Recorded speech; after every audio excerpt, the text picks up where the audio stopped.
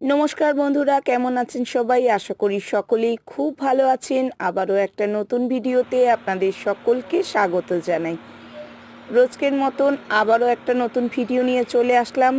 নতুন ভিডিও, নতুন রেসিপি আপনাদের সাথে শেয়ার করছি। দেখে সকলেই বুঝতে পারছেন আজ কিন্তু চিংড়ি মাছের রেসিপি আপনাদের সাথে শেয়ার করব। বাজার থেকে নিয়ে এসেছি চিংড়ি মাছ। চিংড়ি মাছগুলোকে একটু সাজিয়ে সেটা ডেকোরেশন করেই একটু ভিডিও করে নিয়েছি। তারপরেই কিন্তু মাছগুলোকে খুব সুন্দর করে ছাড়িয়ে ধুয়ে নিয়েছি। এবার চিংড়ি মাছটা তৈরি করব জিরে বাটা, সর্ষে গুঁড়ো আর আদা বাটা দিয়ে। কিভাবে তৈরি করছি সেটাই কিন্তু আপনাদের সাথে শেয়ার করব।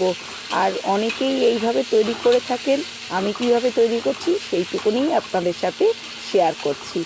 প্রথমে সর্ষে বেটে নিয়েছি, সর্ষেটা কালো সর্ষে নিয়েছি, তার মধ্যে কাঁচা লঙ্কা নুন দিয়ে মিক্সির জারে বেটেছি।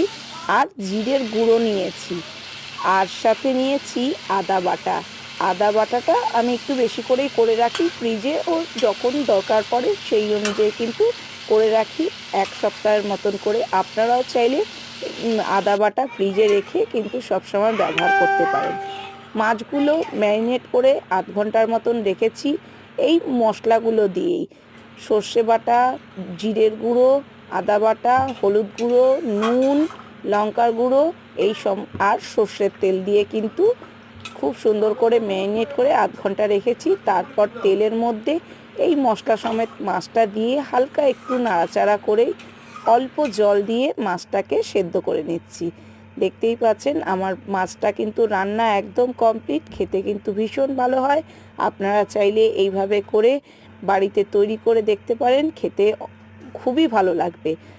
আর আমার এই ধরনের ভিডিও দেখতে হলে অবশ্যই চ্যানেলটাকে সাবস্ক্রাইব করতে লাগবে, পাশে থাকতে লাগবে বেল বটনটা অবশ্যই টিপে দেবেন, তাহলে আমার নতুন নতুন ভিডিও রেসিপি আপনাদের কাছে সবার আগে পৌঁছে যাবে।